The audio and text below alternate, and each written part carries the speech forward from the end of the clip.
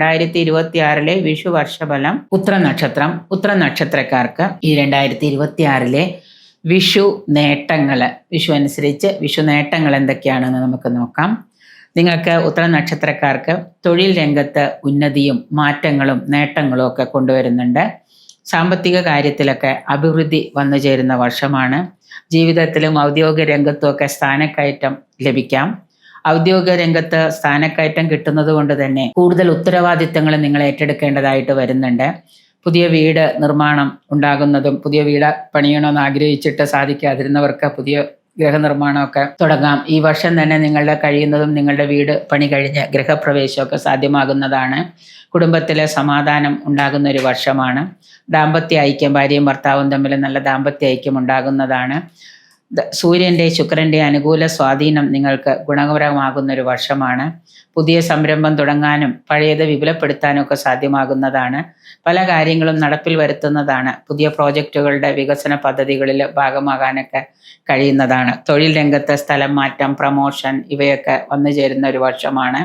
ബന്ധുമിത്രാദികളിൽ നിന്നും സഹായ സഹകരണങ്ങളൊക്കെ നിങ്ങൾക്ക് പ്രതീക്ഷിക്കാം. ആരോഗ്യകാര്യത്തിൽ ശ്രദ്ധ പതിപ്പിക്കുന്നത് നന്നായിരിക്കും. കൂടുതൽ ആരോഗ്യകാര്യങ്ങളെ വഷളാകാതിരിക്കാനായിട്ട് മധ്യപ്രായം കഴിഞ്ഞവർ, പ്രത്യേകിച്ച് ജീവിതശൈലി രോഗങ്ങൾക്കൊക്കെ ചികിത്സയിലിരിക്കുന്നവർ, ഹാർട്ടുമായിട്ട് ബന്ധപ്പെട്ട ചികിത്സയൊക്കെ കഴിഞ്ഞവരൊക്കെ കൂടുതൽ ശ്രദ്ധ പതിപ്പിക്കുന്ന നന്നായിരിക്കും അവരുടെ ആരോഗ്യകാര്യത്തിൽ.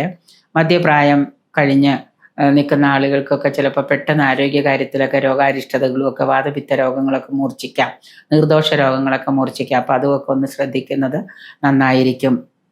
എക്സസൈസും ഭക്ഷണ രീതിയും ചികിത്സാ രീതിയും ഒക്കെ കൊണ്ടുപോവുകയാണെങ്കിൽ നല്ല രീതിയിൽ തന്നെ നിങ്ങളുടെ ആരോഗ്യം ബെറ്റർ ആവുന്നതാണ്. മുൻകോപം നിയന്ത്രിക്കുന്നത് വളരെ നല്ലതാണ്. അതുമൂലം ചില നിങ്ങളുടെ നല്ല കാര്യങ്ങൾ നിങ്ങളുടെ മുൻകോപം മൂലം ചില നല്ല കാര്യങ്ങൾ നിങ്ങൾക്ക് നഷ്ടപ്പെട്ടു പോകാം. അതുകൊണ്ട് അതൊന്നും നിയന്ത്രിക്കുന്നത് നന്നായിരിക്കും. എടുത്തു ചാടിയിട്ടുള്ളൊരു യാത്രകളോ തീരുമാനങ്ങളോ സംരംഭങ്ങളോ ഒന്നും തുടങ്ങുന്നത് നല്ലതല്ല. വളരെ ആലോചിച്ചതിന് ശേഷം മാത്രം കാര്യങ്ങൾ മുന്നോട്ട് കൊണ്ടുപോവുക. ഉന്നതരായിട്ടുള്ള നല്ല ആളുകളിൽ നിന്നൊക്കെ നല്ല അഡ്വൈസൊക്കെ എടുത്ത് 1-2 വട്ടം ചിന്തിച്ചതിന് ശേഷം മാത്രം നിങ്ങൾ ഈ കാര്യങ്ങളിലേക്കൊക്കെ ഇറങ്ങുന്നത് നന്നായിരിക്കും. ചില സാമ്പത്തിക ബാധ്യതകൾ വർഷാവസാനത്തോടു കൂടി നിങ്ങൾക്ക് വന്നുപെടുന്നതാണ്. ചിലവുകളും ധാരാളം അധിക ചിലവുകൾ ധാരാളമായിട്ട് അനുഭവയോഗ്യമാണ്.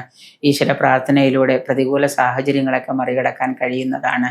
നിങ്ങൾക്ക് സാധ്യമാകുമെന്നുണ്ടെങ്കിൽ മാസത്തിലൊരിക്കലെങ്കിലും നിങ്ങൾ ഹനുമാൻ ക്ഷേത്ര ദർശനം നടത്തുക. അതുപോലെ തന്നെ വിഷ്ണു സഹസ്രനാമം പാരായണം ചെയ്യാൻ പറ്റുമെങ്കിൽ അത്, അല്ലെങ്കിൽ ദേവി മഹാത്മ്യ പാരായണം നിരന്തരമായിട്ട് ചൊവ്വ വെള്ളി ദിവസങ്ങളിൽ ദേവി മഹാത്മ്യ പാരായണം ചെയ്യുന്നത്, ലളിതാ സഹസ്രനാമം പാരായണം ചെയ്യുക.